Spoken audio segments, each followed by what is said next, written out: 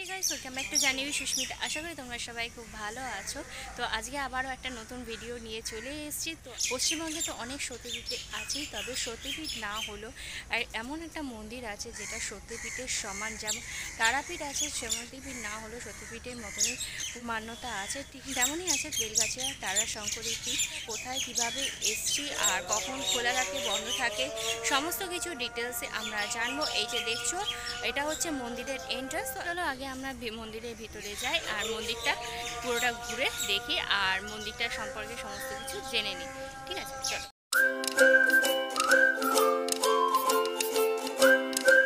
তোমরা দেখছো এটা হলো মন্দিরের পিছন দিকের গেটটা। আমরা অবশ্য এদিক দিয়ে যাব না, আমরা এইদিকে রাস্তাটা দিয়ে ঘুরে সোজা যাব। সামনের দিকে বড় যে গেটটা তোমরা দেখছো এটাই হচ্ছে মন্দিরের এন্ট্রান্স।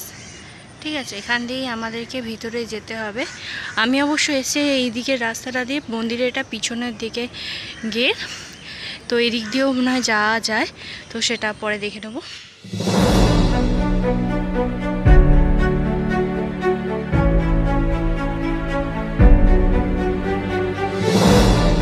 গেট দিয়ে ভিতরে প্রবেশ করলে ডান দিকে তোমরা এই মন্দিরটা দেখতে পাবে, শ্রী শ্রী গুরুদেব ও মায়ের সমাধি মন্দির। ভিতরে ঢুকলেই মন্দিরের বাঁ দিকে দেখবে একটা ছোট মন্দির আছে।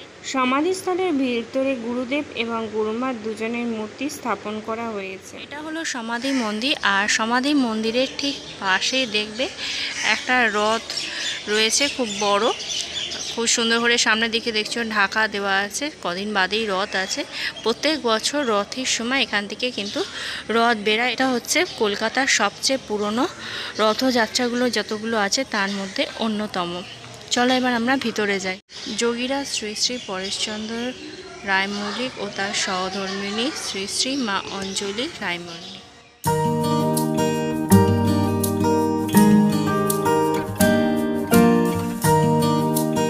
মন্দিরের ভিতরে এলাম, আর এখানে এলে তোমরা ডান দিকে একটা হনুমানজি মন্দির দেখতে পাবে।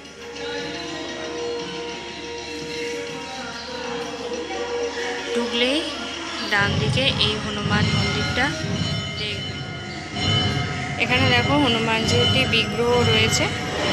মন্দিরের বাঁদিকে এই জায়গাতেই প্রত্যেক বছর দুর্গা পুজো আর কালী পুজো হয়ে থাকে। আর পিছনের দিকে যে ঘরটা দেখছো ওখানে যোগী মহারাজ সন্ধ্যাবেলা আরতির পর ভক্তদের সাথে ধর্মকথা শোনাতেন। আর আমি তিনতলায় চলে এসেছি। তিনতলায় রয়েছে কাল ভৈরব বা মহাকালের গর্ভগৃহ। এই যে গর্ভগৃহটা দেখছো, মহাকালের বিগ্রহ দেখছো, নেপালে একমাত্র রয়েছে মহাকালের মূর্তি। আর কেবলমাত্র কলকাতার বেলগাছিয়াতে রয়েছে কাল ভৈরব বা মহাকালের মূর্তি।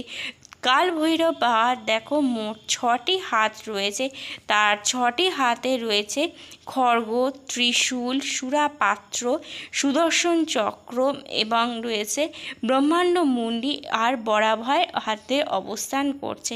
আর বিগ্রহের সামনের দিকে দেখো রয়েছে দ্বাদশ শিবলিঙ্গ, আর এই শিবলিঙ্গের দুপাশে রয়েছে দেখো নন্দী আর ভিঙ্গি মহারাজ। আর প্রতিটা যে শিবলিঙ্গ দেখো সেটা হচ্ছে সাদা রঙের। আমি যখন এসছি তখনই এখানে সন্ধ্যা আরতি শুরু হয়েছিল, তাই জন্য আমি প্রথমে তিনতলায় কালভৈরব বাবার দর্শনটাই সবার প্রথমে করালাম। আর এই কালভৈরব বাবার যে সন্ধ্যা আরতিটা সেটা সত্যি দেখার মতো অপূর্ব সুন্দর।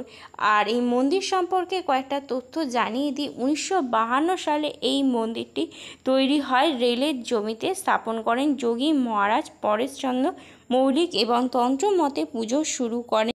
মন্দিরটির উচ্চতা হচ্ছে 80 ফুট। বাংলাদেশের ধামরাইতে একটি 80 ফুট উচ্চতার হ্রদ আছে, কিন্তু এখানে তা সম্ভব নয় বলে মন্দিরটির উচ্চতা হচ্ছে 80 ফুট এবং বাইরে যে হ্রদটা দেখেছি সেটা 40 ফুট উচ্চতা। এখানে দেখো দুদিকে সিঁড়ি আছে মন্দিরের উপরে আসার জন্য। মন্দিরটা কিন্তু অনেকটাই বড়, অনেকটা জায়গা জুড়ে। আমি এখন উপরে তিনতলায় রয়েছি। এখানেই হচ্ছে কাল ভৈরবের মন্দির। সন্ধ্যেবেলা আমি যখন এসেছি অর্থাৎ 6:30টার সময় এখানে আরতি হলো। আরতির সময় পুরো মন্দির মানে কাল ভৈরবের যেখানে গর্ভগৃহটা সেখানটা পুরোটাই অন্ধকার করে ওখানে আরতি হয় আর খুবই সুন্দর হলো।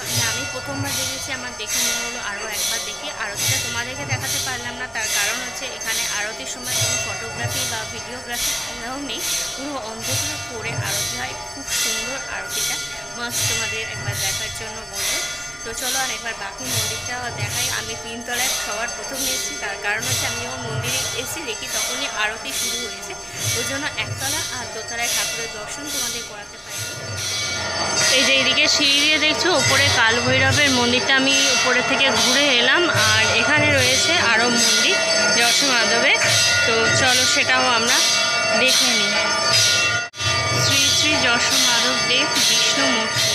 যশো মাধবের গর্ভগৃহে সাধারণ মানুষের প্রবেশ নিষেধ। সোনার মুকুট, শঙ্খ, চক্র, গদা, পদ্মধারী নারায়ণ 1 কোটি তুলসী পাতা দিয়ে যশো মাধবের বিগ্রহ প্রতিষ্ঠা করেন যোগী মহারাজ পরেশচন্দ্র রায় মৌলি। যশো মাধবের বিগ্রহ নিম দারু কাঠের তৈরি।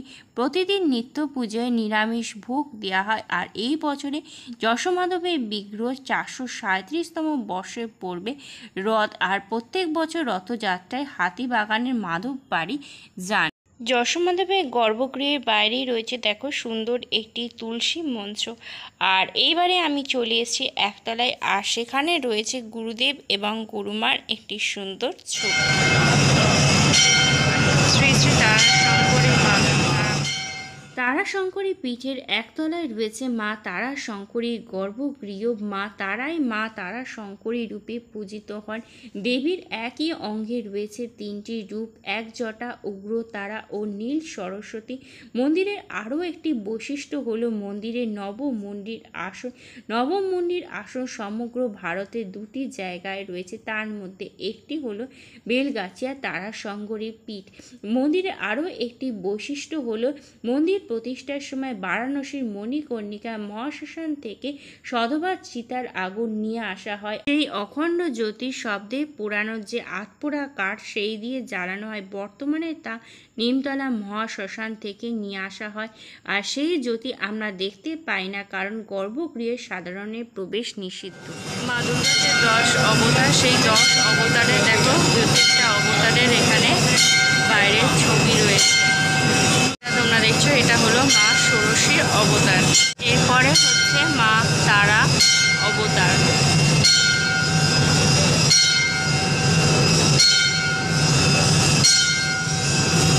হচ্ছে মা কালী অবতার।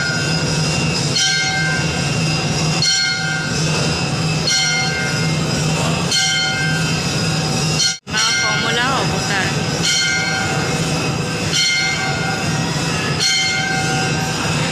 মা মাতঙ্গী অবতার।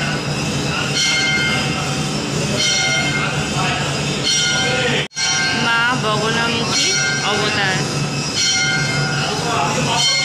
উমাবতী অবতার।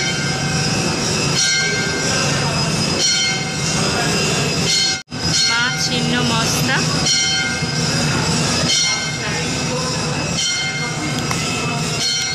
মা ভৈরবী।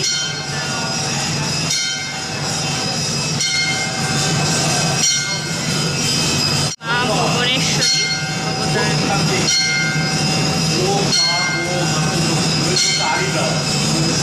এখানে মোষ বলি হতো, তবে বর্তমানে এখানে শালকুম্ভ আর আখ বলি হয়ে থাকে। নিমতলা মহাশ্মশান থেকে যত আটপোড়া কাঠ আছে সমস্ত কাঠ নিয়ে এসে এখানে স্টক করে রাখা হয়েছে।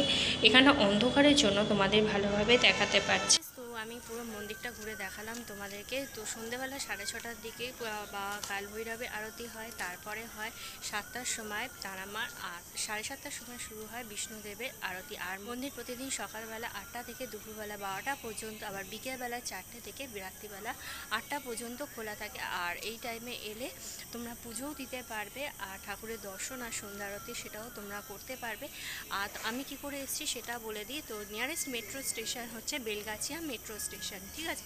তো তোমাদের বেলগাছিয়া মেট্রো স্টেশন থেকে পাশে যে রাস্তাটা রয়েছে, তো সেই রাস্তাটা দিয়ে তোমরা যদি সোজা আসো, হার্ডলি পায়ে হেঁটে 10 মিনিট মতো, বা বেলগাছিয়া স্টেশনের পাশ থেকে যে টোটোগুলো আছে সেটা করেও তোমরা এই মন্দিরে আসতে পারো। আজকের ভিডিওটা আমি এখানেই শেষ করছি। যদি তোমাদের পুরো ভিডিওটা ভালো লেগে থাকে তাহলে তোমরা অবশ্যই লাইক করো, কমেন্ট করো, শেয়ার করো তোমাদের ফ্রেন্ডস আর ফ্যামিলির মধ্যে। আর আমার চ্যানেলটা সাবস্ক্রাইব করতে ভুলো না। খুব তাড়াতাড়ি তোমাদের সাথে একটা নতুন ভিডিওতে কথা হবে। Till then tata, bye bye and see you soon.